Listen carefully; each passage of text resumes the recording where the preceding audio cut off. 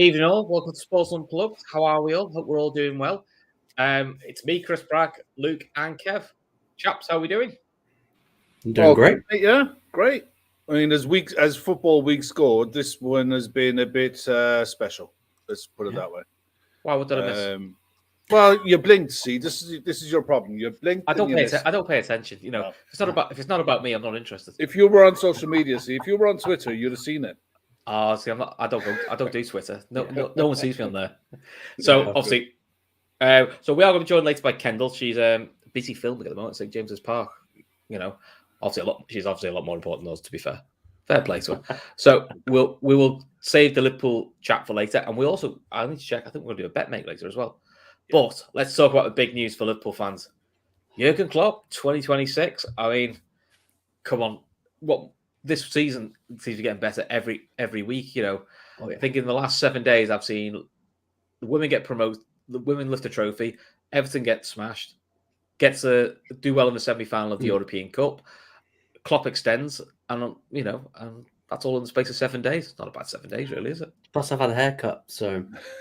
And we've both had haircuts, so we're doing well. Kev, we didn't give you the memo. I'm saving my haircut for a special occasion. For when Liverpool won the quad. Yeah. Oh, of course, your special haircut. Where you're going to get blonde as well, like Vidal. You're going to go full. No. It's going to be more. It's going to be more silver, I think. I'm aging well, so it'll be more silver. Yeah. But if we get to 10K, you got to go to Anfield the other night. What was it like? I did. Oh, it was great. Went with my sister. Atmosphere was really good, especially second half. I mean, the referee added to the second half because he was shite. He was absolutely shite. And the linesman in front of the lower Kenny couldn't see anything. He generally couldn't see anything. But it was both ways. We were getting throw-ins, and we're all starting to go, it's not even our throw-in, that. He's not even looked at it. But no, atmosphere was really good. The Jurgen Klopp song went mad. The only thing that Klopp did, which annoyed people, was he didn't do the fist pumps. No. A lot were like, because it's half-time and he won't do it. We're all like, yeah, I know, but come on. That's all we come for. No, I think it's respectful, and it's right, to be fair. And it is only 2-0. It is only half-time, you know. It is only half-time. As comfortable as that night was, and it was comfortable. And the thing is, went to bed, woke up the next morning, absolutely buzzing, like, 2-0. I'm just dropping stuff in the group chat. Yeah, Champions League 2-0. Happy days. Looking forward to Newcastle at the weekend. And 9 o'clock on the dot. I was on Twitter, and I seen it just broke. It was like there's rumors flying around that Klopp is extending, and then when you looked at who was saying it, it's Paul Joyce. Paul Joyce and Neil Jones, wasn't it? Paul Joyce and Neil Jones don't tweet very often in terms of transfer stuff. It's not their way. Yeah. And then when the story broke, they said Athletic exclusive, and it says David Ornstein deal done. David Ornstein's also one of them where you're going like, he's worse. When he says, he's like Paul Joyce, when he says deal's done, he's probably got 6 sources that told him that. He doesn't just throw it out there and hope for the best. He's not like Romano, here we go, all that sort of stuff. But he was enjoying just tapping it in 1 yard out. I mean, to be fair, just before that, we had the other weird story that Italian journalist says Raiola's died. I was like, what? And then Raiola tweets from the grave to say, I'm still here, which was just annoyed that it's the second time in 4 months they tried to kill me off. So it's just like, it's a bit of a mad day, really, wasn't it? So, I mean, look, we were all in WhatsApp groups, and we were all following it, and we were all like, I was like a kid. It reminded me of when I was a kid, and you've seen something on CFX. It was like, ex-player is coming to Liverpool. Ex-manager has signed a contract. It was just you had the buzz of the result from the night before, and this just took it to a whole new level. And we followed it. We were all following it all day long. And then 5 p.m. the club released that video. That video they released is brilliant. Klopp just looking. The second Klopp started singing this song, I was like, just singing this song. He went, oh, that's a nice way of doing it. I quite like that way. Yeah. I mean, the perfect way of doing it, which was never going to happen, would have been, I got suggested on Twitter, was Klopp sign his contract and then turn to the camera and say, no, do you want to borrow the pen? And it'd be Mo Salah saying, oh yeah, thanks. And he does his. But yeah, that would have been. You can't. I mean, that would break the internet. To be fair, apparently I saw that the contract would have been announced 1st of July, but the reason it got pulled early, it's so they could start transfers. To get them sorted for the summer. So yeah, which would make sense because there will be. I mean, Klopp says, "Oh, people come to Liverpool not for me. They come for Liverpool. But they come for him." But there is that element of a player going, yeah, but if you're only here for a year, what if the new fella doesn't want to play a different way? Doesn't want me? You know, it does give you that security. And listen, fingers crossed, touch no wood. Is this the non-money situation that Salah wants? Which is he wants to know where it is now. Yeah, the beauty for me of this deal is Klopp isn't getting paid anymore. Yeah, but his staff are getting an extra $2 million. Fair play to him. And I'm delighted with that. Everyone has signed on, and now we've got 4 years of or more Klopp and his backroom staff to mold the next generation. And we already know what's coming in Carvalho. We can see what's coming in Gordon and Elliott and the kids that are coming in from Scotland. The interesting line was about Pep Linders, wasn't it? Yeah, I still think that when the Boot Room documentary was on BT Sport, and at the end of it, Klopp talked about they viewed themselves as the Boot Room 2.0. I don't think he's joking in that. I think he's deadly serious. And I think Gav was talking about it last night, and one of the comments that he said, and I think he's bang on, Klopp would have gone to the staff and said, look, are you guys okay with this, with me staying for another 2 years? And when they were okay with it, because at the end of the day, I guarantee you, Pep Linders is going to be sought after as a manager. You know, he's had one stint already, and you need the buy-in from everyone for this to work. You know, and once you got that, I honestly think he's next, and you're going to see him more and more involved. We've seen it through the League Cup already. I think we'll see it through. It's quite nice. The FA Cup. I like what he does out with the League Cup because it gives Klopp a break from the journalists, which he hates half of them anyway. I think they're starting to realise now, but he's got the good way of keeping them in the palm of his hands. You know, that little Jurgen Linders does FA Cup games next season. But that little Jurgen joke he did, where they're all laughing, going, he's got them in the palm of his hands. I don't know, he could be a bit of a gobshite and says, "What? So, shut up, do me head in." You know, which I think he gets away with. Laura Duff, as always, is correct. They come for Klopp, stay for Liverpool. It's a lovely way of putting it. Did you see Pep Linders' coach's voice? I've got that saved. It looks interesting. I need to actually. I've listened to it and I was like, wow, like this guy is in tune with everything. And I think I saw a thing with David Ornstein. It's like he's got an option to stay longer. So if he's still feeling fresh, revitalized, as long as his wife is okay with it, then I'm sure that he might stay a little bit longer. But extra 4 years, you can see that. A certain manager is already getting rattled in the press conference about, Klopp's staying. It's like, yeah, it's great. Liverpool got the best this, best this, best this. Oh, was like, well, if I stay, it's not because Jurgen's staying. I'm thinking, it's classic. That's just Pep doing classic deflection mode. That's just what they do. Ashley's point, wouldn't be surprised if they're trying to get another Canate style deal done early. Yeah, could be. I mean, that's picking up pace, like real. Like the second it was. Klopp's going to sign a new deal. Just the too many stuff. And Paul Joyce was dropping, saying, Bellingham and too many are on the shopping list for the summer. I'm thinking, wow. Yeah, I mean, Christmas is coming early. Too many makes sense because we haven't got a natural understudy for being. Henderson could do the job, and he's done it very well as an understudy. But I think you want a youngster coming through who can do that one. We've got a lot of youngsters coming through who can do the number 8 role, but it's nice to have a proven youngster who is going to be able to eventually be on number 6. And there are going to be games where we'd probably like to play two number 6s if you're going to go ultra defensive. So, but let's also talk about the most important person in this whole deal, Mrs. Klopp, because Mrs. Klopp is the reason we're saying Mrs. Klopp needs a stand.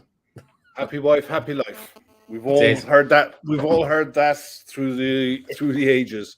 I live that. It's a statue. I want it to be him and his wife and their dog. Yeah. I mean, I honestly look hands up, right? I honestly didn't think he'd extend, purely and simply because I firmly believe the pressures of managing Liverpool, of any club at this level, for this long, it's day in, day out, it's relentless. And it's only going to get more difficult as time goes on. And I honestly thought, do you think two contracts? I thought that would be enough. His kids will have grown up now and heading off to university, so it's just going to be him and the missus at home. And I hand on heart, I honestly thought that he'd see out his contract and head back to Germany. The fact that she turned around to him and said, "We can't leave this," is just manna from heaven. Plus the fact that there's an option on the end of it. Well, he said today in his press conference, the phrase he used, "We're in the middle of something. You want when you're in the middle, you want to see it through as close to the end." So he already thinks he's in the middle of a rebuild. Perhaps he's thinking like, "Well, he is. I'm in the middle of my second team. I just want to see if it works." Yeah, or it doesn't work. You can see by the I was going to say you can see by the type of players that he's bringing in. Tsimikas is a right age, Kanate is a right age, Diaz right age, Jones is coming through. You've got Elliott and you've got Gordon in the back pocket. Carvalho looks a done deal. Carvalho looks pretty good. Calvin Ramsey. Yeah, you've got these players that are going to age at the right time, and you trust no one else. You trust nobody else to do that job and turn them into the next evolution of this club. And Emmett Kavanagh is there, wants to start a dynasty. Bang on, Emmett. It's we could be. I mean, the thing is, the money in football in the Premier League is only going to grow. When you see the numbers being talked about with Chelsea, and we'll talk about Newcastle later. Newcastle will spend. Manchester United eventually will get it right. Man City are always going to be there. You've got to be so smart in this climate, in this time, and you trust no one more. You trust nobody more than Jurgen Klopp. And the fact that he's always looking for edges, he's always looking to add to the coaching staff, to the analytics side of it. And Julian Ward takes over in the summer. What a clean slate! What a way to kick off this. When he starts going out looking at to talk to players. Yeah, and by the way, Jurgen is here for 4 years. You want to come? Great bargaining tool, isn't it? Yeah, you want to come.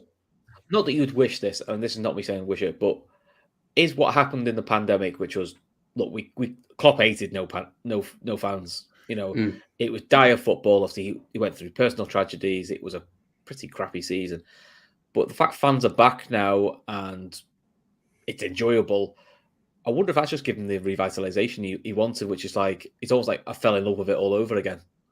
And people have reassessed over lockdowns and things like that. Maybe he's just reassessed and gone, actually, this is more fun than I needed to be. And maybe Mrs. Klopp has also gone, this is great fun. I mean, Mrs. Klopp's in away-ins. She's standing on the bin, mate, and dancing. She's an absolute legend. Do you know what I mean? Yeah, she's a proper football wife. Do you know what I mean? Yeah. She goes to the games and she loves it. And they love her. Wait until we get a Eula song. Well, I've seen a version of it. Which is redone the Klopp version. I'm not going to sing it.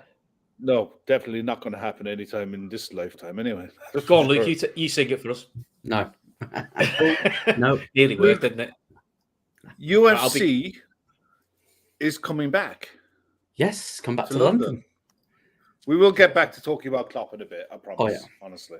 Back. But I've just seen some other breaking news about UFC, like Conor McGregor's return.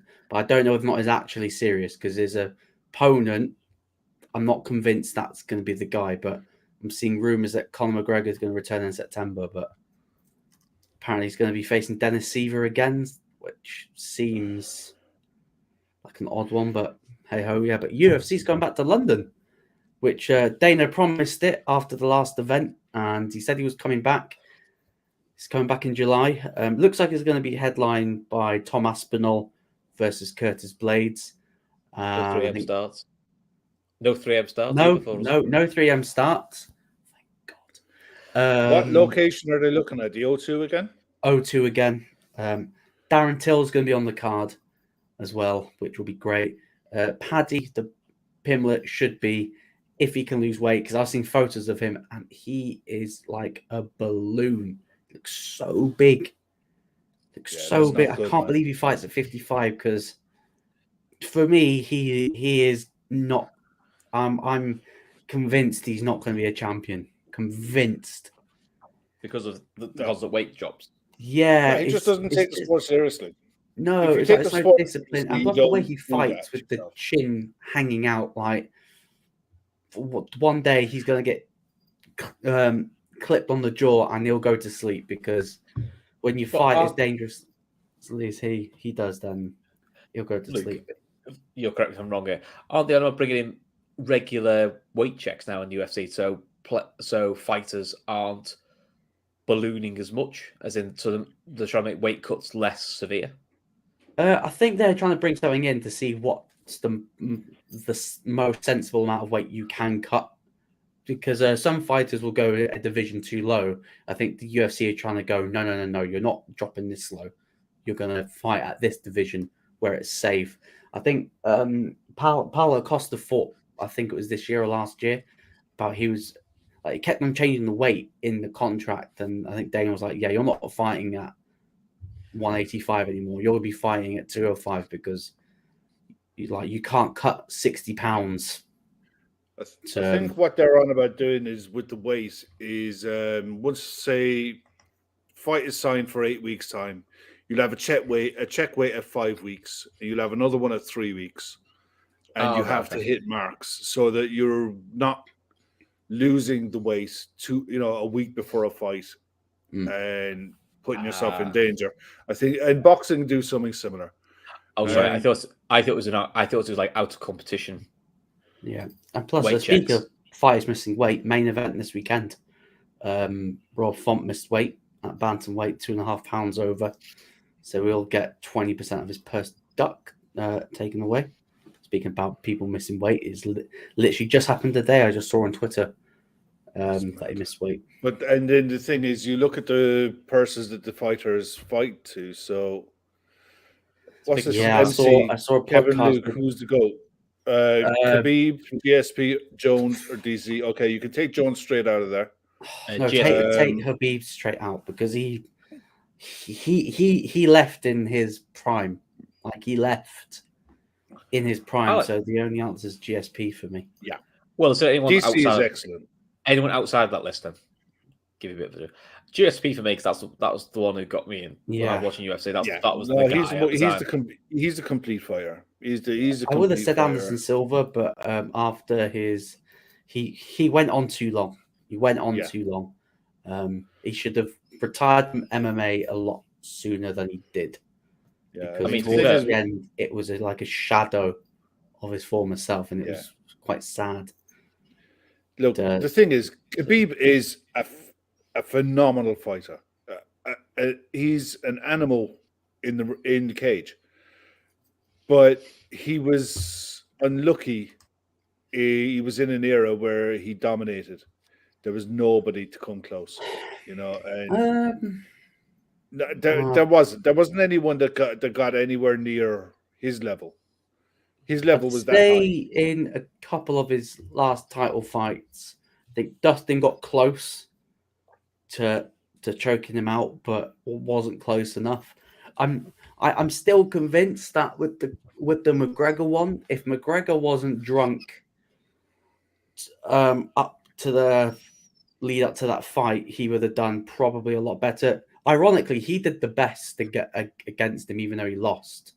And he was probably drunk on fight night, but he was probably did the best. It has to be GSP. He's for Captain America. I mean, come on, what more can you need? That's enough. That's enough, isn't it? Yeah, that's me losing half the UFC audience there. So Tavarsky, congrats to Klopp Congrats for signing Klopp until 2026. Impressive how he made Liverpool a top club again. We were only talking about this before we come on stream, and the thing is, it didn't. The nuts and bolts were kind of there. He had Firmino. He had an ethic within the club of a way of playing that Brendan fell away from. And then you had a core of players who were hungry. You had Henderson, you had Lallana, these type of players were hungry for something. And Klopp came in and it was structure. But he brought a structure to it. But he embraced that structure as well, but he gave a little bit of authority around it. That was probably a criticism of Rodgers, and to be fair, the criticism of the owners was Rodgers didn't really embrace the way Liverpool did transfers, and Liverpool didn't push it hard enough to say, well, this is how we work. And they should have probably have done that one from day one when they got him, which was, this is how we do transfers. If you don't want to do it, go somewhere else. And I think that was the issue. So what's tickled you there? Red Steve. What's that? If Casemiro is... Oh, okay. Oh, I get that line. We'll leave that for a poll one day. We'll leave that for a poll. Media. Yeah, probably. Yeah. If it's an art, if it's an insult in terms of an arse, it might be me. But I don't think you mean it in that context. So I mean, the other event that's going on this weekend, Katie Taylor against Amanda Serrano. I might need to rant after you've spoken. Well, for people who live here, Katie Taylor is the single greatest Irish boxer of modern times. All right. I mean, outside of the likes of Barry McGuigan, she is right up there with the elites. She's a record of 20-0, Olympic gold medalist. She's the face of female boxing, and you've got Amanda Serrano, who's a 7-time world champion, record of 42-1-1, and they're headlining Madison Square Garden for the first time that a women's bout is headlining a sold-out Madison Square Garden. Not like the side venue, it's the main MSG, and it's on the zone. So if you've got it, it's going to be, and it's a decent card from what I've seen. But this is going to be a cracking fight. This is definitely the number 1 and 2 in the division, and I watched their 1-to-1 that they sat down and had. And this fight was due 2 years ago, and it was one of those fights that they both agreed it's better that it didn't happen 2 years ago, because the build-up for it is been immense. Emma Kavanagh, 90% of Irish people will be up at 3 a.m. to watch Katie, a proper role model, one of our greatest sports people ever. Absolutely, 100% agree. And the amount of boxing clubs that sprung up on the strength of Katie Taylor in her amateur career, because she was big news in her amateur career, and boys and girls followed her all the way through, so much so that my local club here is only 8 miles away.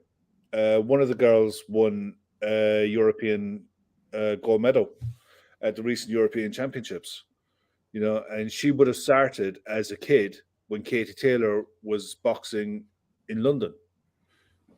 So it's going to be one of those fights that, for us here, it's huge. And the fact that they've sold out Madison Square Garden, impressive. It is impressive. Iconic as well. It's an iconic venue. So do you think she'll win? I saw someone put up a post on Twitter, and I don't like doing betting odds, but someone put up some bookmaker is offering 14-1 on the draw. And I think when you've got the number 1 and 2 in any weight division, I think 14-1 on the draw is might be worth a couple of quid. Okay. I honestly, it's one of those fights that could go for, it's 50-50. You could toss a coin and it could go either way. Serrano's a serious operator. Plus, she's a home fighter. She's from New York. She grew up near the venue. She will have the majority of the support. There's a lot of Irish support that have flown out there. and who will be there for Irish immigrants who are living in New York will be at the fight. It will be an atmosphere to savor. So I think, Barry Devaney's saying there, Katie is the underdog. She is a slight underdog in the betting, so I think there's only a pound in it in the weights, Serrano's coming up the weights, and Katie is the natural at the weight. That might be an issue, but 3 a.m. the ring walks. It's going to be an absolute cracker, and I can't wait to see Katie in the ring again. So what you're saying is, do you think at 14-1 you make your money vanish? You could make your money vanish. So speaking of vanish, look, there's a segue and a half. There we go. Did you? Right. Oh God, that was so terrible. I'll keep going for it. Let's just get it in. Get it in. Look, listen, I've got to find a way of getting this in and make it different each time. So, Kev, did you know that if you browse incognito mode, it doesn't actually protect your privacy? Now he tells me. So the best thing to do, mate, is get yourself a VPN. IP vanish. So what's that? Sorry, and I can. Yeah. So IP vanish is the easy way to stay truly private and secure on the internet. IP vanish helps you browse safely, 100% encrypted, so all your data is protected and doesn't go into unwanted hands. You can use IP vanish on unlimited devices without sacrificing on speed, and you can use it on computers, tablets, phones, and even Fire Sticks with media streaming. Use it at home or while you're in the public. So IP vanish is giving Tripper watchers an incredible offer of 70% off their yearly plans with 30-day money-back guarantee. So it's basically 9 months for free. And IP vanish are 4.6 out of 5 on Trustpilot. So all in all, pretty decent deal. If you guys want to use the deal, go to www.ipvanish.com/daytrippers, and that's how you get the exclusive offer. So from a very terrible link, Kendall's here. There we go. Thank God Kendall's here. Save this IP vanish. I know. I quite enjoyed the link, man. What are you on about? They're getting worse every week. These links. I'm trying to make them better. How you doing, Kendall? Yeah, I'm really good, thank you. How are you guys? We're good, thank you. Good. You've had a hell of a day, haven't you? Yeah, I've had a hell of a day. Kev was taking the mickey. He was calling me laddie da earlier, but yeah. I went and filmed a little segment for the Premier League pitch side at St James's Park today, so that was like bucket list stuff for me today. Really had a incredible day. So hopefully tomorrow matches up. Not that you are going to agree, but hopefully tomorrow matches up. Bonkers save us, Kendall. That's the was it that bad? That's how bad the show's been since you joined. That's how bad I am, unfortunately. Yeah. So we've talked about Klopp, we've talked about UFC and boxing. So let's get to a bit of football, We'll hold off on the big match. But we'll talk about a few other fun games as well. So we'll go to the Sunday game first because, quite frankly, it's the highlights when Kendall's on. Let's talk about the Scouse Mackems. Yeah. Scouse Mackems versus Chelsea. The Scouse Mackems. Oh, if Chelsea don't get a result, I don't want to hear none of this rubbish storyline crack. Like, Frank Lampard going to his old club and getting a result. No, I don't want to hear it. Okay, I don't want to hear that. None of that fairy tale rubbish. Okay, I want a result and I want it to be Chelsea and I want Chelsea to win, and that is end of the story. Now that's all I'm going to say on that on the Scouse Mackems, because I tell you what, honestly, if we're safe, right, I'm saying if we're safe, I think we're probably likely safe now. But sure. if we're safe on the last game of the season and if we like lose to Burnley, it means Everton go down.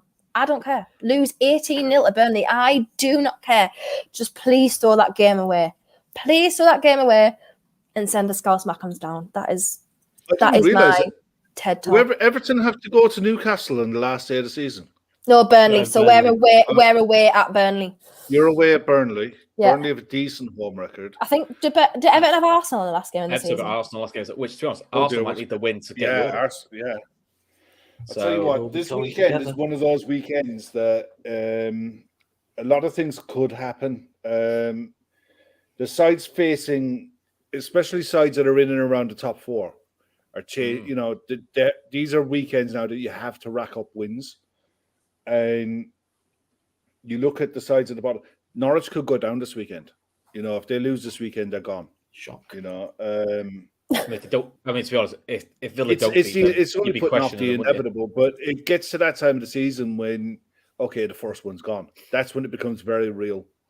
That the season is almost done. We're here every week, and we talk about football every week, and then you get it's like being slapped around the face with a wet fish. The season is actually coming to an end. It's like we're almost done with April. We're heading into May. This season has scooted by so fast. So much has happened. So much has happened this season. It's been nuts. Yeah. So, how much are Norwich going to lose by against Villa then? I've got 2-0 because 2-0. Villa have been shite. But we did 3-0 and it wasn't our starting 11. So I was going to say you rested 5 against them. Yeah, Joel in up front. So at least, exactly. the one thing we've avoided doing since Eddie Howe came in, oddly. So yeah, it got to be 2-0, I think. What are you going for, Luke? I'll go 2-0 as well. Yeah, Gerrard did not have a great run recently. No, I mean the Gerrard thing will be interesting. What the summer's the telltale. Probably more upset that Klopp's got an extension. He was like, I thought I'm coming in 2020 when the club have gone. What? Based on that? No way. I think it takes all the pressure off that nonsense now because then he can just go, look, just be a manager, and if in 2026 you're the best candidate, you'll be interviewed. If you're not, you're not. I think if anything for Gerrard, if he does well at Villa, he'll probably want to do something else.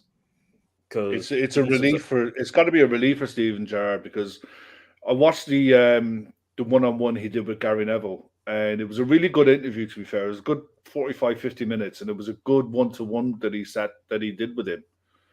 And you could tell that he's got ideas of how he wants to progress Villa and bring them into fighting for top 6. And that's going to be some challenge, It's a hell of a challenge. But in fairness, he can attract players, and Villa can spend. They're not short of a bob or two. And like Chris is right, I think this summer is going to be huge for them. I think they'll win this weekend, but there's going to be players playing between now and the end of the season that are playing for the futures of Villa. Oh, yeah. Yeah. 100%. Yeah. And that could be a motivator as well. The captain being one of them. Yeah. Mings. Most overhyped footballer I've seen. So next one, we'll skim past this one because let's be honest, nobody cares about this, do they? Southampton versus Palace. Kev, what you go for that? 2-1 Palace. 2-1 Palace. I actually, the Palace are one of those sides I actually enjoy watching. I just do. I can't be doing with Southampton at the moment. Oh, the bots are in. We're doing well. Yay! Welcome, we finally hit the big time. Now the bots are coming. That's what we know. The mods will sort it out in a minute. We've made it. We've done it. Kendall, after the exam of the sorry, what have you offered Southampton Palace? To be fair, both teams looked really good, and then they've had a bit of a up and down time at the moment. So it could be anything. On his ACL as well. Yeah. So exactly, being a massive. He's been a massive part of Southampton's form this year as well. So yeah, 2-1's probably a good shout. I'll go with Kev 2-1 Crystal Palace. Yeah. What you go for, Luke? Why I don't want to be the same. I'll go 2-0 Palace. I'll go 2-0 Palace. I'll be contrary. I'll say 2-1 Southampton just for shits and giggles. Ward-Prowse. What has Southampton done to you this time, Chris? No, I think they might win. I quite like James Ward-Prowse actually. I think he's good. I like James Ward-Prowse. Yeah, he's decent actually. Yeah. He'll get offers this summer. He'll get offers. I could see him doing a bit of a Letisto, just wanted to stay. I hope not. Like 300 appearances for Southampton. There's only 27. It's impressive. It is impressive. So outside of Liverpool, Newcastle, this is the game of the weekend. This is where we're all going to have our Burnley shirts on, isn't it? So it's Watford against Burnley. Which, to be honest, Burnley, since they amazingly sacked the manager and put Michael Jackson in charge, are playing some really quite good football now. Ben Mee, player manager. What was that about? Oh, I just don't know. If anyone was going to do a player manager situation, it had to be Burnley. Like at this point in life, like just had to be Burnley, didn't it? I watched the last game, Kev. They looked good, didn't they, against Wolves? They actually played some decent football. They did. And the thing is, they went away from what they were good at. Where, this season they've gone deeper and deeper and got more congested and narrow and negative. And this season, last season, the season before, they played 4-4-2. They played with wingers. They put crosses in and they put you under pressure. And they went away from it. It seems like they've gone back to that where they're playing with 2 out-and-out wingers. They're playing the 2 in midfield. Weghorst drops in deep and Jay Rodriguez will be your top man. And they're giving themselves a chance. And that's all they can do. You know, if they get out of it, it's going to be, we'll be ecstatic. But I'm praying. If they get out of it, it'll be a hell of an achievement because they were nowhere near it. They really were that bad. And I can see them get. I think Everton was worse, didn't they? Yeah, I think Watford have. I think 2 wins in their last 22 games in all. Oh, that's disgusting. That deserves. You know what I mean? Down. Yeah. I think Burnley. I think 3-1 Burnley. And I mean, when I first saw Weghorst was playing in the Dutch side, I thought, what the hell is this guy doing there? 6'6", he's Dutch.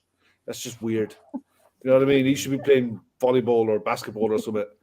That he just doesn't belong in a Dutch team. You know, I grew up watching better Dutch players than him. But then when I watched him playing for him, and he was in the middle and everyone played around him. Genie played off him. Depay played off him. You know, De Jong was feeding him and playing around him. He just... Back in the day, though, can do that role. Back in the day, Huntelaar used to do that a little bit, didn't he? Yeah, exactly. Do you know, he's a typical striker in a 4-3-3 that doesn't move. You stay there and let everyone else do the running. And when you get a chance, just knock it in. He can do it if he gets a service. And I think, I honestly think 3-1 and will really scare the living shit out of Everton. It really will. Yeah. Laura Duffy saying the concerns for them are Rodriguez, Peters, and Cornet are all doubts. I mean, to be honest, Cornet's really good until he gets in front of goal. And I think he just forgets where he is. Then it's ridiculous. He's got everything else about his game. Yeah. Kendall, how are you seeing this? Oh, I thought Karen was going to say something. So 2-0 Burnley. That's what I'm going with. 2-0. Go on, Luke. Look at Luke. I'll go 1-0. I'll go 1-0 Burnley. I'll go 1-0. Right, I had 3-1 and Kev took mine 1, so you know. I'll have 3-1 on the Watford player sent off just for a bit of fun. So hopefully that means Everton will have a 5-point gap to make up before they even play Chelsea. Great. That's it. Right. So the other game where we probably won't watch, but probably watch on our phones. I will. Leeds against Man City. City, no Walker, no Stones. Talk is Walker might not play again this season. So I don't know what the injuries picked up is. Cancelo's back though, which is a big plus for them. But it does mean they're going to have to play Zinchenko or Ake at left back. Leeds, they look pretty decent under Jesse March, but they're very wide open still. And still no Bamford. You'd love it to say they still got Dan James up front. Fucking hell. I'm trying to convince myself there's a chance here, but there's always a chance. There's always a chance of Leeds. If any side's going to be unpredictable, it's Leeds. That's the only thing. The only outside hope I can think of is because the Madrid game was only a 1-goal. It's only a 1-goal lead, bit like the Atleti Madrid game. It's interesting. Will he try and swap his deck around a little bit more than he probably would like to? That'll be the interesting one. I look at Man City, and I honestly think the volume of games is starting to take its toll this season. Yeah, and you've got too many players there now that have played over 4,000 minutes this season, and you look at who's on the bench in the Champions League against Real Madrid, and you had 4 or 5 kids. You know, I think he's got a core of about 14 players now, and that's got to see him through between now and the end of the season. The problem is, I watched Leeds the other night, and Palace with a striker or with clinical forwards would have scored plenty. Yeah. You know, but saying that, Leeds have the type of forwards in Rafinha and Dan James that can really hurt this City side if they can get their counter-attacks right. It's just a case, can they keep them out? That's the other side. It's going to be a fascinating game. This for me is the pivotal week in the Premier League, in the title chase. If anything's going to happen for us or for City this weekend, in the league, it's going to be this weekend. I think for us, the problem is the turnaround. For them, it's the type of side they're playing. They are the type of side who can hurt them on the counter, and we'll see how it goes. I'm praying to God for Joe. I'm going to watch Joe's stream when this game is on, and I hope to God he goes through about 7 or 8 heart attacks while he was watching that. And come away with a 1-0 win. I'll be delighted. We'll drum a Gav Steele, don't we? We all love Gav Steele. Gav's got to deal with Joe that if Leeds can take anything off City, we're going to buy Joe a new tracksuit. he loves this tracksuit, so we're going to get him a new one, which he was quite happy with. I mean, I actually said to Joe, if you don't win, you have to wear a Frank Lampard shirt, but he didn't seem to reply to that bit. So I don't know about that bit, did he? Okay, well, Kendall's going to give some realism now because she hasn't got a horse in this race. So this is where Kendall tells us we're all talking rubbish. Yeah, we're all talking shit. You never know. Look, you're not talking rubbish up here, guys. I actually don't, because I genuinely think that if anyone was going to give Man City a result, it would be Leeds, because they are just so unpredictable. And plus, I think didn't they beat them and draw with them last year? I'm sure they took 4 points off them last year. So with 10 men. I know it's a little bit different now, and obviously Leeds aren't the Leeds that we saw last season. Man City probably aren't the Man City we saw last season. But yeah, I think it'll be one of those Pep overthinking things, where he rotates way too much, and the harmony is just completely dissolved, and it's not the same. And Leeds just, take advantage of that. But we all have a little bit of logic in this life, and that's probably highly unlikely. So. You never know what's going to happen. But as I say, if it's going to be anyone to take points from City, Leeds are probably one of the most unpredictable sides about and get results where they don't need them. So, I don't even know what to say other than that. Sorry. How would you put? What score would you put on it? 2-1 City. Sorry, I know I've just rambled on about Leeds for about 20 minutes. No, you're right. 2-1 City. I've got 3-1 City. I just think that they'll have too much. I think they'll be more clinical than Palace. They won't be as open as what people like to think, and I think they'll just wear them down. I'd love to be wrong. You're wearing me down here, Kev. You're not helping me at all. I know, but look, we have there's no point in the wishful thinking stuff. If we're going to be honest, we have to be honest. And I think 3-1. I'm on the bonkers train here. I'm going 1-1. I'm going 1-1. I'm sure deluded, but last time I predicted City to drop points. I'm the one that's drinking. If it's true, you did actually predict the last time City drop us, but unfortunately, you predicted it then every week since, and it's not worked. So I don't know if that works. If you know what I mean? Yeah, I don't know. I'm just hoping Anderson turns into Sammy Mignolet, which he has a habit to do, of making himself smaller, which for a big keeper is quite impressive. 1-on-1, I think he's a good young keeper. To be fair, Melia. I think Melia is a very good young keeper, and he feels like I wouldn't be a bit surprised. Shopping list. No, I said I wanted Melia. That's who I wanted. I wouldn't be a bit surprised if Newcastle do make a move for him, because I can see him taking over for Lloris for France. Yes, I genuinely do. That's not difficult to get from Lloris. No, there's 2 or 3 other French keepers that could take it on, but I honestly think he's going to be a very good keeper. They'll be hard for Leeds to replace. Actually, it'd be interesting if he did go, who they replace him with. They got a young Norwegian keeper on the bench. Yeah, but you think they want to go for a little bit more experience, wouldn't you? But we'll see. They will go for a Nick Pope or someone like that. Yeah. So great. So we've got two draws, two wins for City. Yeah. Fingers crossed, eh? Right. Do you think the result in our game will affect how they attack that game? Possibly. Yes, I think it will. I think Pep sees it as they won again. Oh no. Yeah, I think if Liverpool don't get a win, I think City will could ease into it a little bit. Because they go like, we don't actually have to beat Leeds now. We can actually ease into it a little bit. Yeah. And the gap's there. So, for Liverpool, nothing changes. They have to win every league game now. Yeah. Until City drop a couple of points, which those games. Sorry, Kendall, not rooting for you this weekend. That's okay. I think to be fair, I think Kendall will be a bit surprised. We all said, "I hope you win, Kendall." I think we know Don't Newcastle got to go to the Etihad? Kev, what link did you send me? We're going to be like the title deciding team now because we've got you guys this week and Man City next week. So it's going to be start the rivalry for the Premier League this year or next couple. Oil Club to Unite and all that. No, I honestly think that if we're going to cock up, it's going to be this weekend.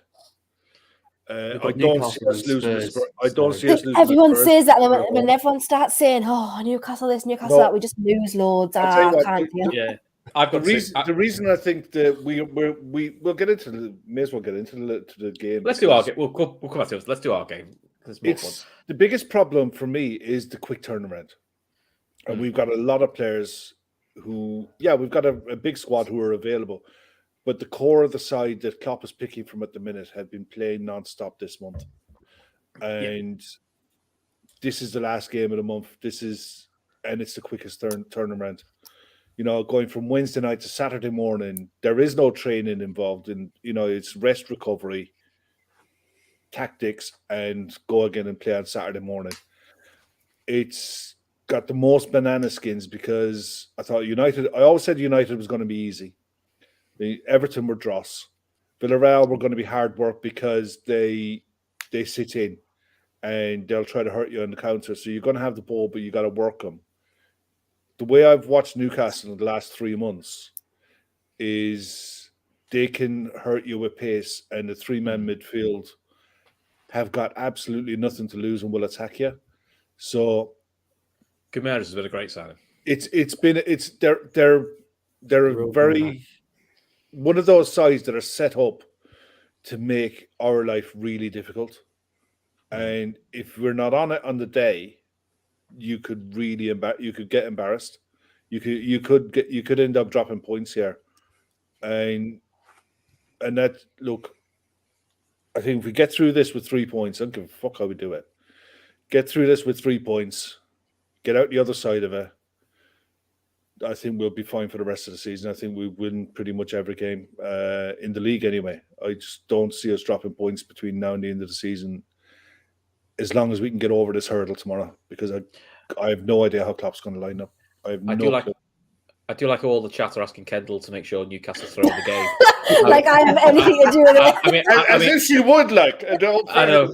One, as if she would, and two, if Kendall had that type of power, Newcastle would be winning the league now. Exactly. Do you know what I mean? If you had that sort of power. City and Liverpool. No. I'll change that. We all wish you had that power. This one's giving me the real heebie-jeebies. This one. This has got the feel that doesn't fill me with confidence, Kev, because that's when we just lose every single time. Like Chelsea, I was like, "Oh, you're our bogey team." Tottenham, you're our bogey team. We've lost both of them this season already. This has got the feel of this year. I mean, we played last time we played Newcastle in 2019 was between a Champions League semi-final, and again Newcastle I think they confirmed safety the weekend before, and we all thought, thank fuck for that. This shouldn't, was this a 3-2? This is the Origi one that you've still not forgiven him for. That was horrible. Because you're generally going, Newcastle got nothing to play for. And it was the hardest game of the season. Well, didn't he? Oh, he was playing left wing back at the time. Yeah. It's Rondon, but he was good as well. Yeah. Before he went to Everton and then decided to Everton just look at Everton ruining lives. They're career killers. That's what they're called. Yeah, so I've only just started dealing with Fabinho after this, this season. I've only just started forgiving him. I did see your tweet, but I thought I probably won't antagonize you with that one. It's one of those games that I'm looking forward to it, because I remember saying it when you signed Bruno Guimaraes. I thought I wanted to see him play, because I look at the French league and I think there's definitely talent in that league. But we need someone from that league to be signed by a Premier League club and hit the ground running. And it hasn't happened recently. The likes of Nicola Pepe at Arsenal. He would scare the living shit out of me seeing a signing for that kind of money flop. And my fear was that if Bruno didn't come in and hit the ground running, what are we to make of Tchouaméni and the rest of the players that are looking promising in the French league? Is it a case that the league really is poor and they're just looking good in a bad league? But seeing him come in and play the way he's playing, in one way, I'm glad to see it because it gives me heart for some of the other signings that we might be looking at. But on the other side, he's going to get a proper test this weekend because he'll be running a Virgil and he'll be trying to get past Alisson. But then again, he'll know Alisson, so he won't have that fear factor where a lot of forwards do. It's a fascinating game. It really is. I can't wait for it, but I just want to see the lineups. I see the lineups, I'll be able to relax, or I'll shit my pants. It's going to be one of the two because I'll see the lineups. Kev, you say that, and then you eventually go, "What's this? Why is he playing? Why is he playing?" I'm not that bad. You are quite bad, Kev. Luke, do you think in some ways a 12:30 kickoff might suit us? Because 12:30s notoriously are quieter atmospheres across all teams. I must admit, I feel like I'd rather play Newcastle at 12:30 than the night game. Oh yeah, definitely. I think like 7:00 at Saturday night, which we had to do last time, just felt like a bear pit atmosphere. And Newcastle can be like that. When it gets going, it's a hard atmosphere to play in. So could hopefully a 12:30 help us in terms of atmosphere, but the short turnaround doesn't help us though.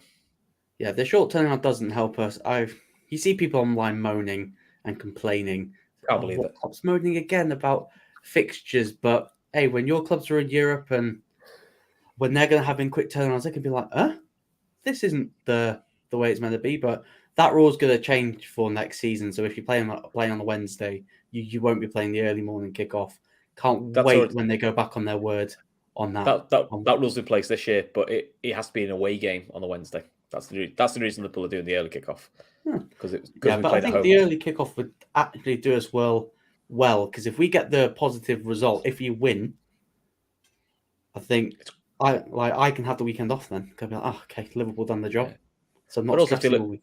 But also, if they don't win, me and Kev go do post match, and do you know what I mean? Yeah, that's true. give me something to talk about. So, right, Kendall, Kendall's going to dash all our hopes down and tell us how Newcastle are going to battle us. You know what? I'm not even going to say we're going to batter you because, as I've said, you aren't filling me with confidence in terms of us getting a win because you are worried about it. So now I'm like, oh, maybe I should be a bit more worried about what's going on. But to be honest, I genuinely just think like these next two games for us, even next three games, because we've got you guys, City and then Arsenal. I just think like we're relatively safe now. You'll be awesome. I know I keep saying it because it's not mathematically safe yet. Sound like worried about it, but we're pretty much safe now. So I think, to be fair, at least next two games, in my opinion, are a free hit. Now, I don't want people to go and start being reactionary, right? Our fans specifically, and being like, if we lose tomorrow, and be like, oh, this is crap. We played so bad. We're literally playing the most informed side in the Premier League right now, one of the best sides in Europe at the moment, on for a quadruple. I don't want reactionary takes because it's just silly, right? It's just really silly at this point. I think, in my opinion, I think you guys will rotate a lot, team-wise. And whether or not that plays into our hands or not, I don't know. But obviously, that then gives you an option, depending on how the game's going, to bring on the big hitters later on if the game isn't going, if you concede, for example. So that plays into your hands because we don't have that. We're going to obviously go out with our starting 11 tomorrow. No, regardless, we're going to go out with our starting 11. And we don't have the firepower off the bench like you do to change the game in the second half if the game isn't going the way that we want it to. But I do think because both teams set up tactically similarly in terms of like almost a 4-3-3. So I think like it's very similar matchups in that. We've got great now midfielders in the likes of Luis Diaz, Bruno Guimaraes. So it's going to be very interesting matchup. And I know the good thing is this time, I know Eddie Howe will have sat and watched you guys against Villarreal. He will have sat and watched every single moment of views over the last few weeks, last few months, and made sure that he knows how to attack this game. Because luckily, we actually have a manager who does tactics now. So it's almost a little bit surreal. But yeah, so I know that he will. And plus, Eddie Howe did actually shadow Klopp last summer in terms of watching him training and stuff, Klopp and Simeone. So he'll know a little bit. I knew he went to watch. Yeah, Shadow Klopp for a little bit as well. So, and we've obviously got Mark Leyland in place. Mark Leyland in place now from you guys as well. So he will have given us a little bit of insight there. But honestly, it's going to be. I think it'll be a really, really good game. How do you think you guys line up tomorrow? It'll be our starting 11 like that. So not against Norwich because obviously, as we were saying earlier, we missed a few players. So it'll be Dubravka, Kraft, Shah, Byrne, Target, Joe Linton, Shelvey, Guimaraes, and then it'll be Maxi, Almiron, and Chris Wood. That'll be the start 11 because that's basically been our women's start 11. A new contract extension. Yeah, Shah signed a new contract extension today, and I was laughing because I remember last season under Bruce, he had done his little interview, and he basically said on Sky Sports like, "We shit." He was like, "We're not good enough, we're shit." And Sky Sports was like, "Oh no, you can't say that." And he was like, "But it's true." And then he literally got frozen out the squad for like 6 months, and everyone was like, "Oh, we don't do truths around here. We don't do the truth around here. You can just like that about him, actually. Stay that." Yeah, I really appreciate that about him. And honestly, he's not trying to fluff the fans. No, and you can't these days. You know, people who go to games and people who watch football left, right, and centre, they know. You know, they know when it's wrong, and when a player comes out and says, "Look, this isn't right. This is XYZ needs to improve," depending on how it's said, you're seeing it being said at United at the minute, and it's just not. The problem is United. It's said every week, and it's an apology every week. It kind of loses its impact. When it's just they say it once in a while. This is just shit. You go. I mean, the truth is that Newcastle squad at the start in December and January was in a false position because it should be. In and around, it should have been in and between 8th and 13th. With the squad that you had, it was underperforming in a massive way. But then again, so was everyone else. So you got dragged into it. But 2 or 3 good signings and time that Eddie Howe has had has put you back to where you should be. And you're only going to kick on next season. But I think where the squad is at the minute, I think top half is a fair reflection on where that squad should be. And that's, you know, when you look at the squad, like I say, Maximin, Callum Wilson, Bruno Guimaraes, Dan Burn has been the signing of the window. You had all of the other signings were, you know, more money, bigger names. But for me, he's solidified the back four. 100%. And he was the missing link. You tried so many different versions of a back four. You stuck him in it. And because he gives a shit, it's worked. You know, having that local aspect, but was also talented, gives you that little bit of a different edge because it reacts more. And I think it always helps to have at least one local or fan in your side. Yeah. But also, we've not had that. We've only ever had like Sean Longstaff for the last few years, so it's just like we've not had that like actually like a really established, experienced player in the squad. But he's a very good defender as well. Dan Burn. But the other side of it with Dan Burn is because Brighton played him as a left wing back. He's very good. You know he can play football. You can't be a left wing back in a Brighton side under Graham Potter and not be able to play football. Yeah. You know, so the fact that you've got a ball playing centre half who's as big as he is, it's not going to lie. It's an absolute bonus. Not going to lie, though, it was the weirdest left back to see, though, wasn't it? It's like watching Peter Crouch. It's like us having a semi-hippie at left back. You went, no, it shouldn't work. It worked. It worked, but like, it shouldn't work. Yeah. It just looks odd going, I just don't see centre-backs here playing wing-back. It's weird. Right, Luke. You pick as an 11 that doesn't have Reece Williams in. No, don't worry. He'll be the water boy still. He was on the bench in the weekend. Yes, he was. Which was nice in the week. So. Which was nice for him, to be fair. After you never know. He might play midweek. No, joking. He won't. I think it'll be Alisson in goal, Trent, Matip, Van Dijk, Robertson. I think it'll be Henderson, Keita, Thiago. I think Fabinho is going to sit this one out. Now I think it'll be Salah, Jota, Mane, Diaz on the bench. No. Okay. Interesting. I've got similar. Kev, what have you got? Alisson, I think Gomez starts. Kanate, Virgil, Tsimikas. Fabinho starts, Naby and Thiago, and Salah, Mane and Jota. Okay. That's a lot I of just changes, think I just think with 4 weeks to go in the season, we ain't messing there. Is he not going to rotate midweek? Because I think he's going to. No, I just think that the 5 subs that we had against Villarreal and the 5 subs that we've got against Villarreal over there gives him the luxury, and a 2-0 lead gives him that luxury that he can make changes over there if need be. But I just don't think. Look, I just think you have to gamble at certain points in the season, and we've been methodical all the way through the season in the rotation and the way he's picked sides. I just think from now on, we're going for a quad.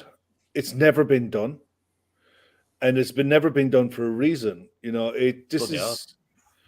It's almost it is virtually impossible, and I guarantee you it will never be done after this year because of the volume of football that UEFA are piling onto clubs and the international scene is going to get bigger and bigger.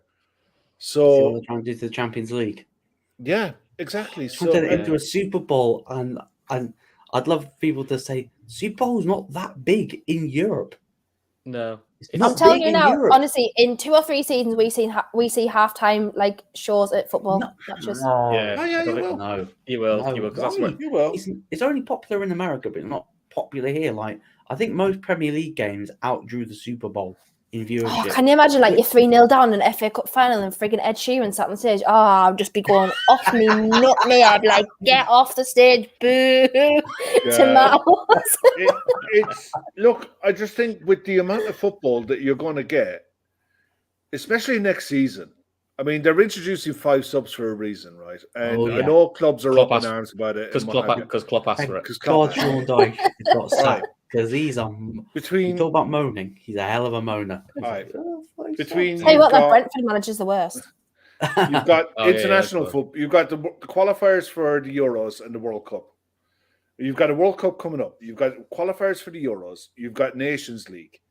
You've got European football. You've got League Cup, FA Cup, and then you throw the league in on top, and a 24-man squad.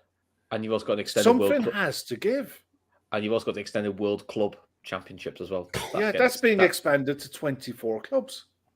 Do you know what I mean? It's like everyone wants a piece of the pie from all these players. No one is looking at the players and thinking, look, you're prime athletes, but you're not meat.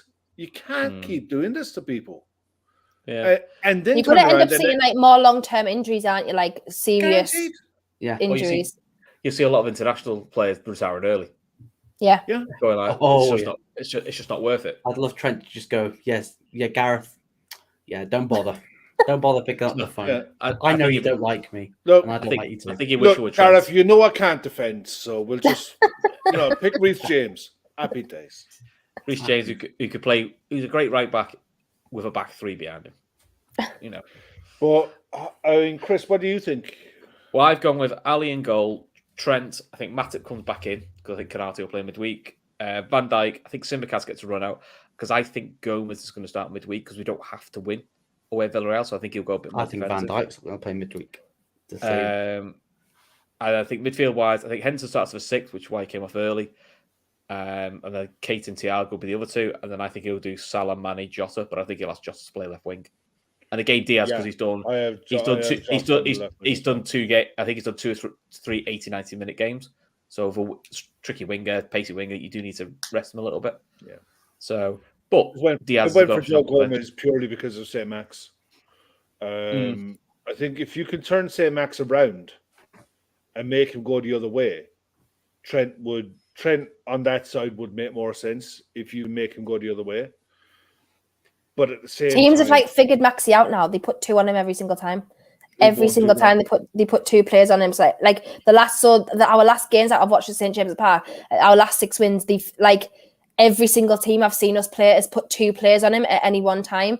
And I agree with you, Kev. I don't think he'll do that. No, I think he'll put Joe Gomez on there and he'll tell Naby to, mind the shop. But Joe Gomez won't go past the halfway line. We'll almost defend in the back 3. Yeah, Kev Kev Ball's Ball's, yeah. Bobby not playing because this probably is the type of game that would suit him. Yeah. But unfortunately, he's just picking more and more injuries. Go back to St. Max though, Kendall. Is he the most bandaged up player I've ever seen in my life? He's got... Yeah, I remember someone had tweeted the other day being like, "Oh, everyone who wears wrist wraps is like an unbelievable player." I thought, friggin' hell, Maxi must be Ronaldinho at this point because he's literally head to toe a mummy. Like, why is he a mummy? Like, what are you doing? I don't even know the point in it. Like, he's only bandaged on his head next. He'll be replacing his headband with a bandage on his head next, man. God Almighty, honestly. Cool. Right, so before we get score predictions, right, guys, Kev, I got it. 1 sec. No problems. That's Kev's agent, just getting his money in. So what we're going to do is we're going to do BetMate. We haven't done BetMate for a while, and Kendall did really well last time when you did it. So let's. Oh, did we? I forgot we did that actually. Yeah, I think we came 35th, which is actually good for us. So we're doing well. There we go. So we've got to pick a starting 7 plus 4 subs. Max you can have from each side is 6. So just Newcastle players and Liverpool players. So goalkeeper, are we going for Alisson or are we going for Dubravka? Alisson. Okay. And I'll put Dubravka as the backup keeper. So give us a forward, Luke. Salah. Okay. Kendall, you give us a forward. Newcastle or... See, I wouldn't have put any of our forwards in, to be fair, but I think we'd do a goal from a... Are you going to say what you're going to say? Do a goal from Chris Wood? Yeah, do a goal from Chris Wood. I wouldn't put Chris Wood in there. If it's going to be any of our forwards, it would have to be St. Max. I was going to say St. Max is down as a forward. So Are we starting St. Max or are we having him on the bench? Kev's about to flip his lid in a minute. You can see it. No. Sorry. No, my mind was elsewhere. Sorry. Would you say was that your agent? No, it's my daughter, actually. She's... look, okay. My daughter's graduating from university in a couple of weeks' time. And she got her first choice job to start in a company in a couple of weeks. And she's just done her last shift in a job that she's worked for the last 4 years. That's put her through. She's put herself through university for the last 4 years, and she just finished her last shift. And she just wanted to give me a ring to let me know that she's done. She's a bit teary finishing up her last shift, but now I'm just really proud of her, and now I'm just really happy. Really happy. Excellent. Oh, that's good. Well done. Let's get it. Yeah, man. Look. She's the first one in my family and my wife's family to ever go to university. I know the feeling. I was the same, and I worked all the way through uni as well, so I literally know exactly how she feels. So, yeah, shout out her. It's not easy, man. It isn't. No, it ain't. Yeah, I know it's not easy. I've got another month left. Anyway, BetMate. BetMate. So far, Kev, we've got Alisson in goal, Salah up front, Dubravka on the bench, and we're debating, is St. Max starting or is he going on the bench? That is the question. I'd have him on the bench. If you're going to have forwards, I suppose. Who would your other forward be? Sadio. Mane and Salah. Yeah, because if we're talking midfielders, I'd have Grameras starting. I'd have Grameras starting, and I'd have Thiago. Yeah, Thiago. Purely because of the amount of it. It's look, his passing percentages are ridiculous. I think the last 5 games, his passing average is something about 93% accuracy. He's a cheat code, but it's the ball recoveries. He's averaging something like 9 to 10 ball recoveries every game. Getting pelters tonight. That's all right. Pelters. Thanks for it, Steve.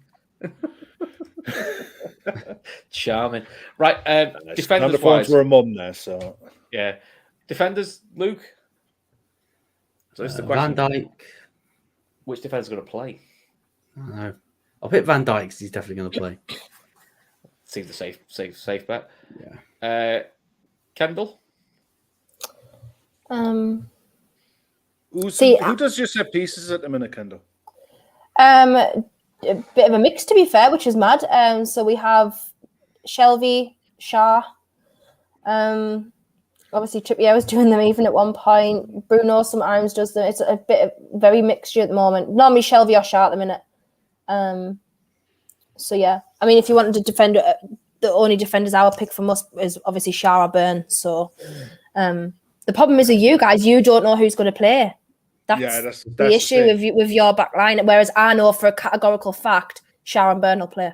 Yeah, I think Van Dijk's the new one. Van Dijk and Matip are the only two we actually even Matip's debate. Well, Van Dijk's the new one we know for definite.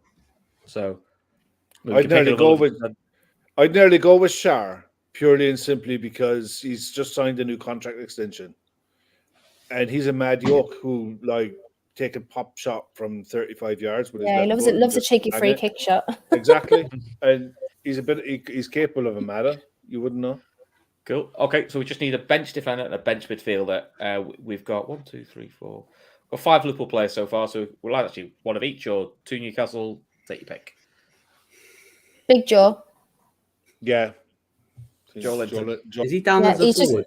He's down as a midfielder, so we could do that, and then we just need a defender. So this way you probably take if you do a Liverpool, you can take a punt of which fullback you think will play. I think Trent plays, but Trent. 100%. Okay. So who we do is midweek. Who's doing captain and vice captain? It's defaulted to Salah as captain. I'm not saying we keep him as captain. I'd nearly give it to Sadio. He is the form man at the moment, to be fair to him. He's getting in great positions. You know, his runs are really good, and I think he's relishing that role in the 9. Saves him energy as well, playing that role. Yeah. And what's like vice captain Thiago?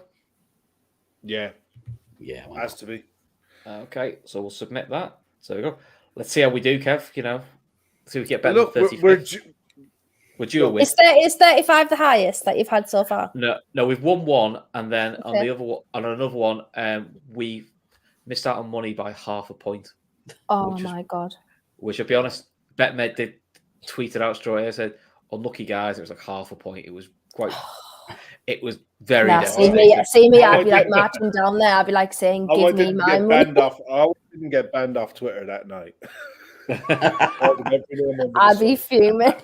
I think I just did a gif. I think I just did a fuming gif. I thought that kind of.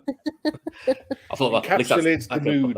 Encapsulates the mood, yeah. So Kendall, give the score prediction, and the rules is if you name your scorers as well. Okay. So to be fair, I never predict us to lose because I always feel like people are going to blame me if we do. I don't want to jinx it, but then I also don't want to predict us to win if I don't think we're going to, because then people will be like, "Oh, you're delusional. You actually think we're going to be Liverpool."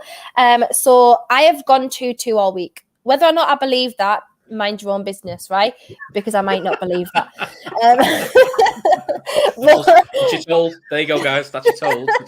So whether or not I believe it is just you can decide if I believe it or not. So if I've gone 2-2, do I have to go goal scorers on both sides or just my team? No, just your own.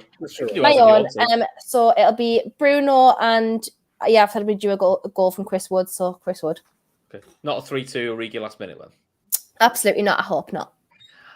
Okay. Unless it's a Origi on goal, I'll take a 3-2. just a Fabinho comes on to flop over again. Yeah, exactly. Then I'll have to hate him for another 2 seasons. You can't hate Bobby. Bobby's just got that smile. No, Fabinho.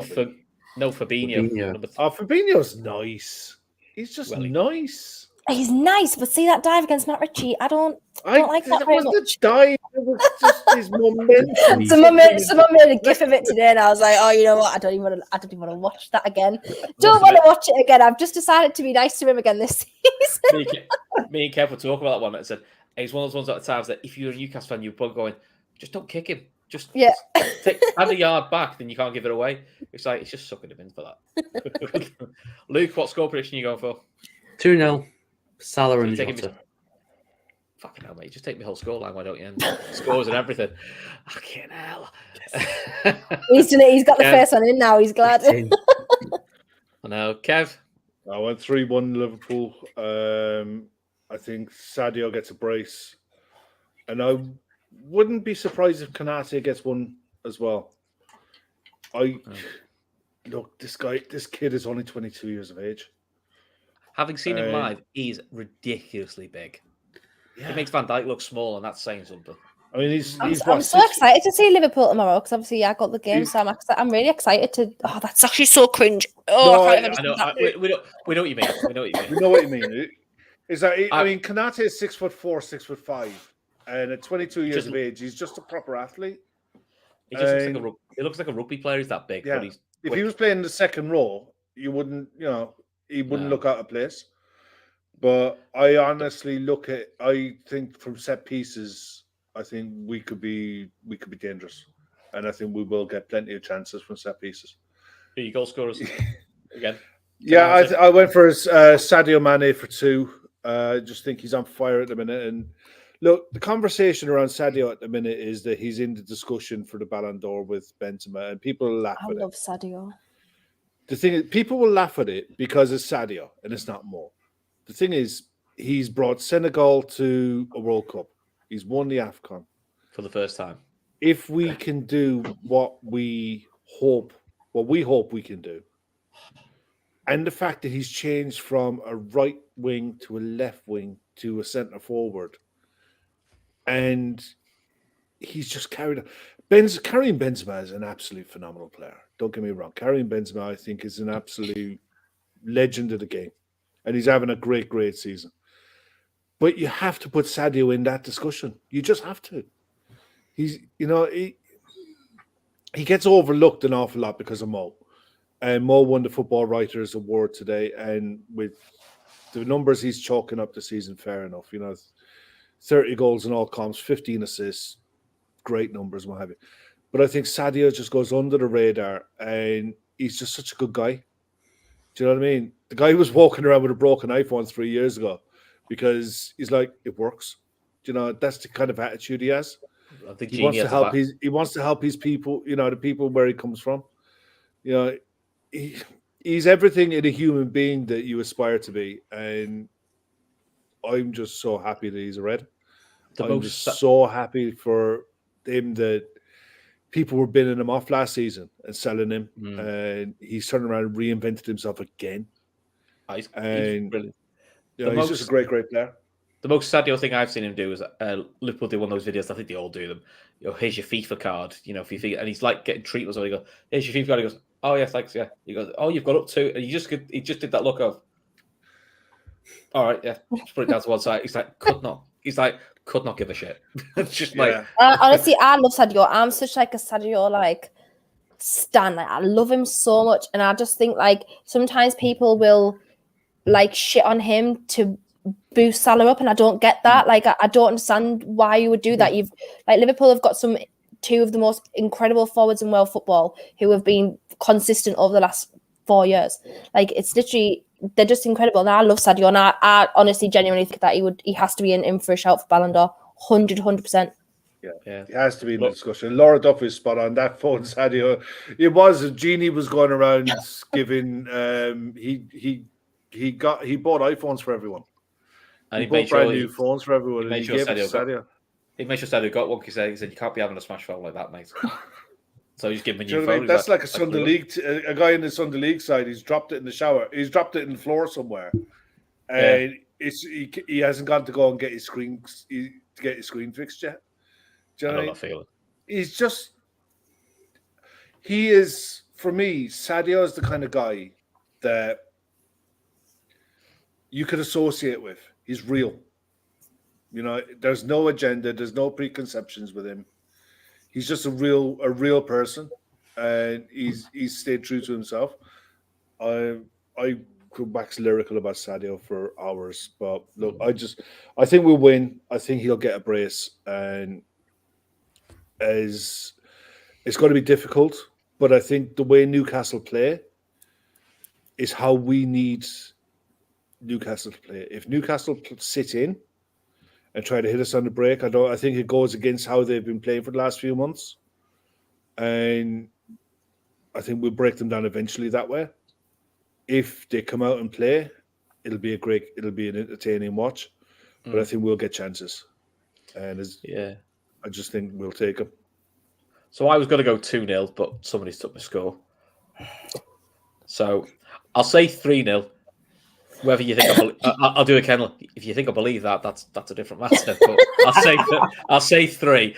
I'll just say all the front 3 scores. Salah, Jota, Mane. Go for a nice, straightforward one. But I'll be honest, I'll take any win. The 2 games I've been fearful is this one and Southampton after the FA Cup final. They feel like the 2 big banana skins. Yeah. Someone was saying earlier on about Spurs that was writing Spurs off. Not at home. Not on a Saturday night. That suits us. It's look, we'll have hopefully, fingers crossed, touch wood, we'll have got into a Champions League final and Anfield will be buzzing. I'd rather play Spurs at home. Yeah, Spurs have threats, no doubt.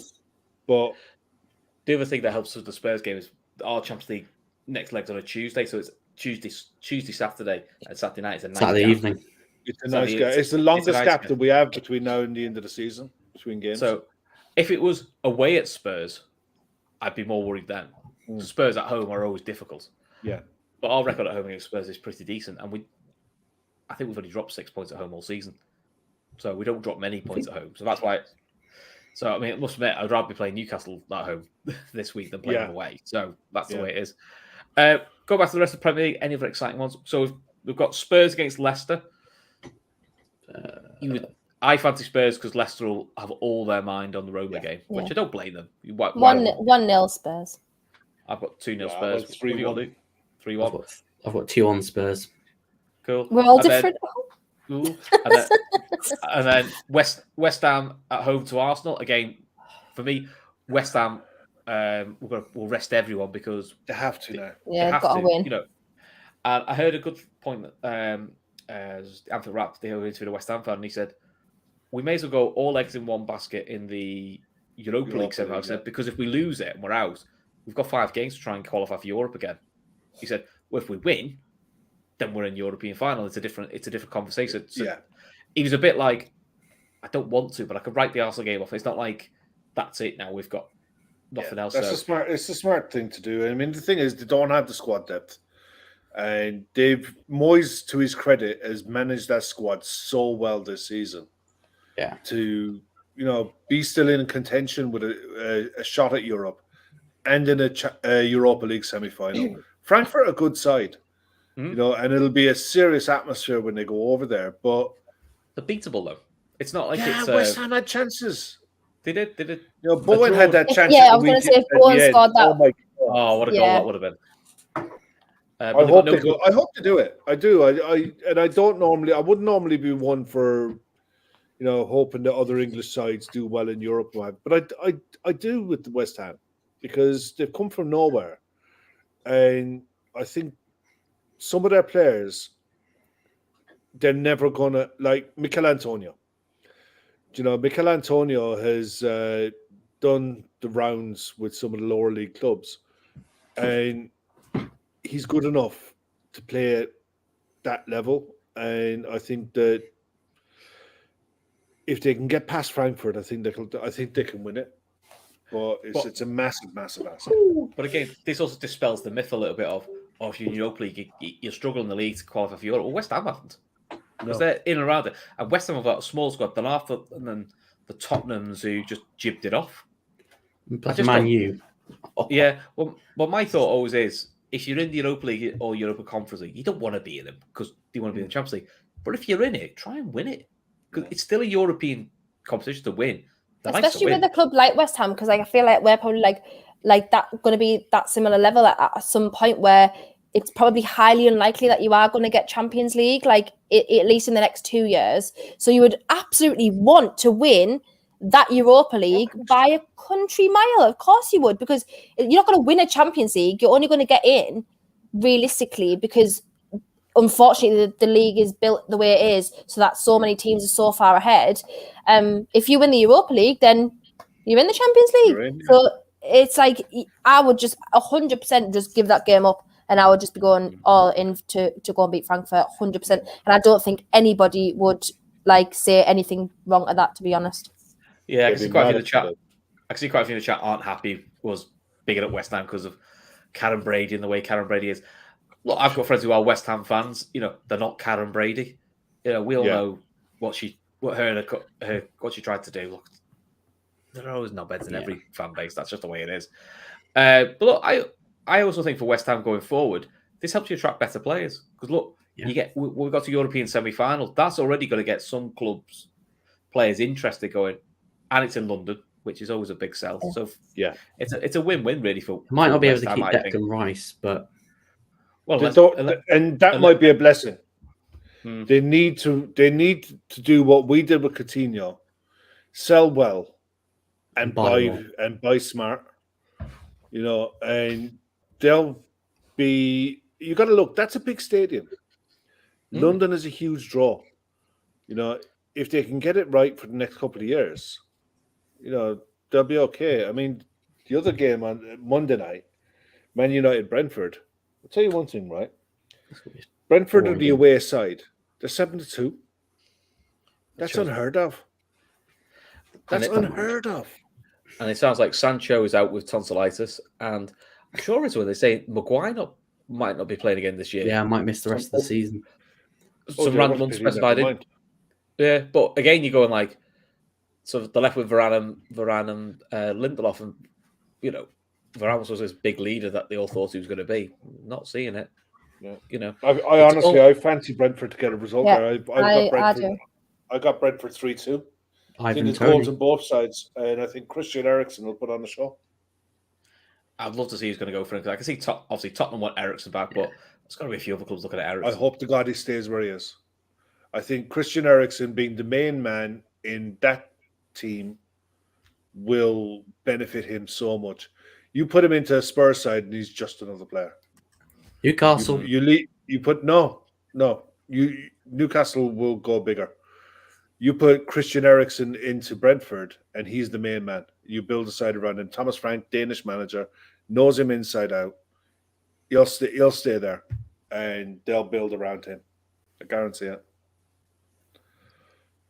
Interesting. Would you take Eriksen at Newcastle, Kendall?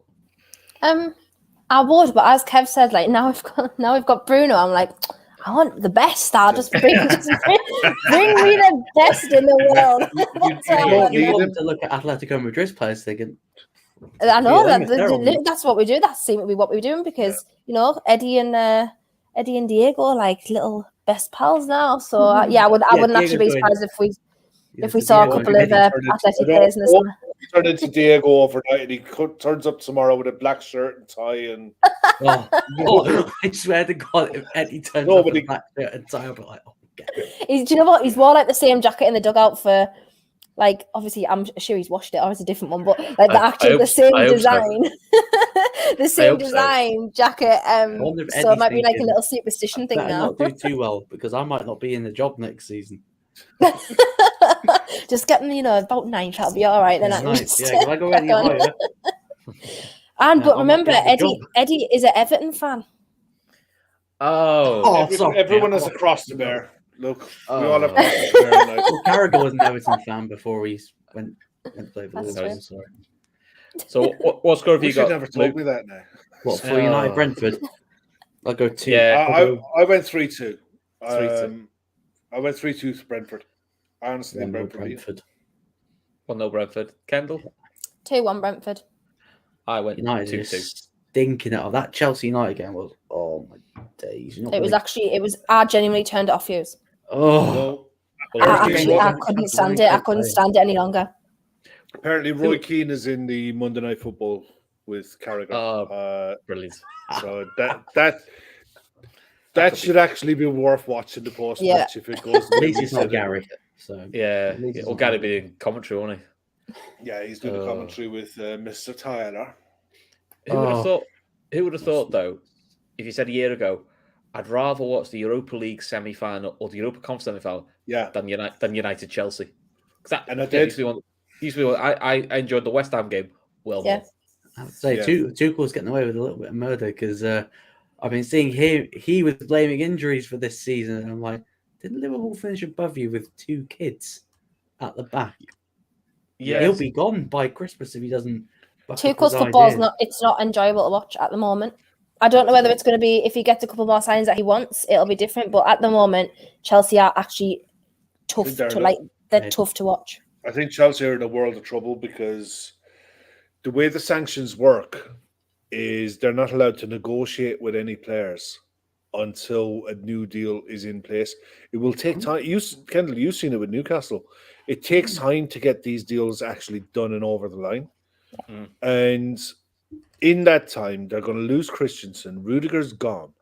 They've extended Azpilicueta, but that was only because of triggering certain things in his contract.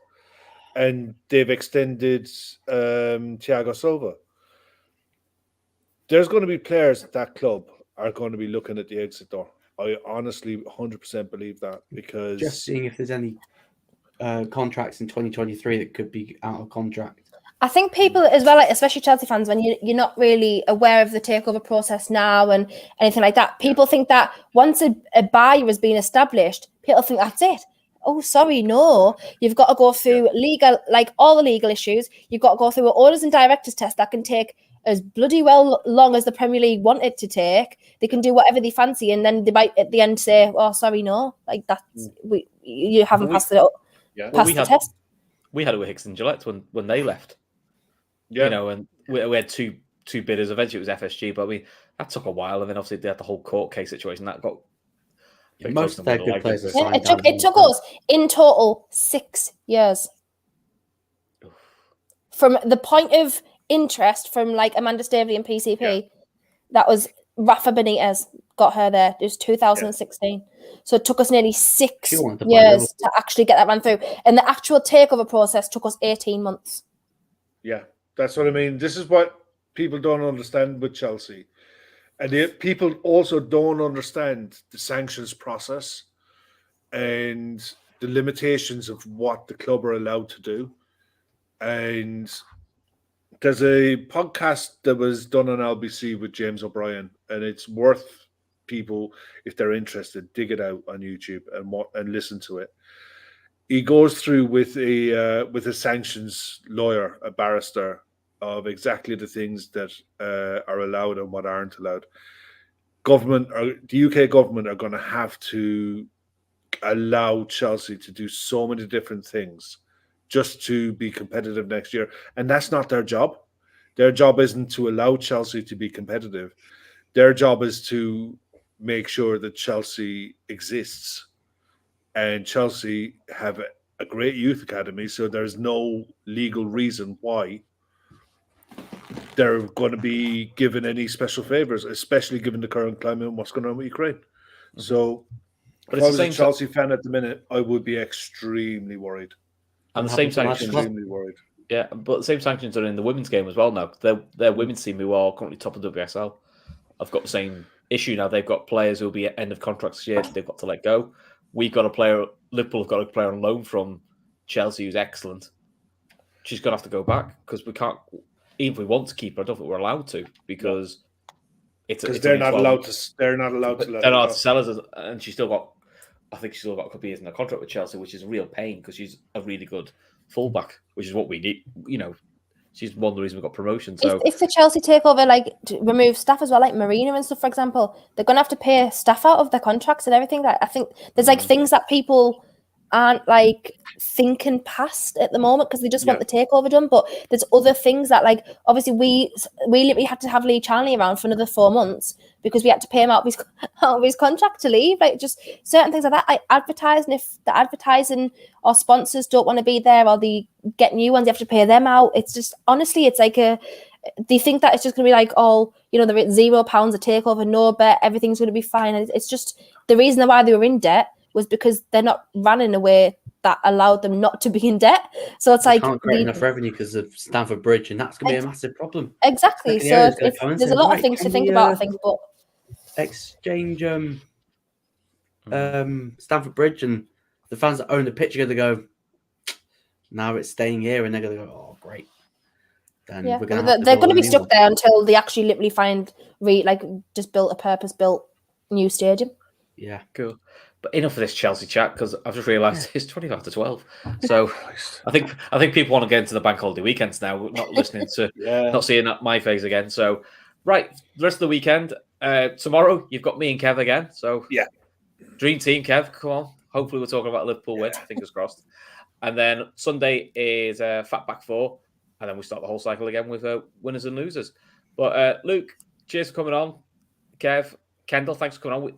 Hopefully, Kendall, you don't win this week, but hopefully we can have you on next week, and you can tell us how you're going to batter City.